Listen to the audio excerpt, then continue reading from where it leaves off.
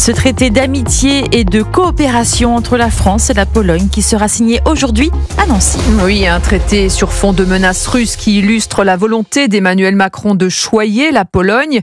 Jacques Serret, la Pologne, acteur encore plus incontournable de l'Union européenne depuis le début de la guerre en Ukraine. 21 ans après son adhésion à l'Union européenne, la Pologne s'est peu à peu imposée comme une puissance parmi les États membres. Son économie est solide avec un taux de croissance de 3% l'an dernier. Surtout, le pays investit massivement depuis la première invasion russe en Ukraine en 2014. La Pologne consacre aujourd'hui 4% de son PIB à la défense, soit 2 fois plus que la France ou l'Allemagne.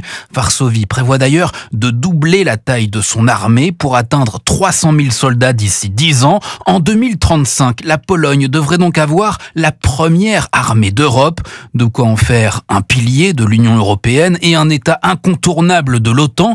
Les États-Unis l'ont bien compris, 10 000 militaires américains y sont stationnés, tandis que Berlin n'affiche plus la même vigueur qu'auparavant. Varsovie est peut-être le futur moteur de l'Europe. Emmanuel Macron ne veut pas passer à côté et ce traité de Nancy illustre cette volonté. Jacques Serret du service politique d'Europe 1.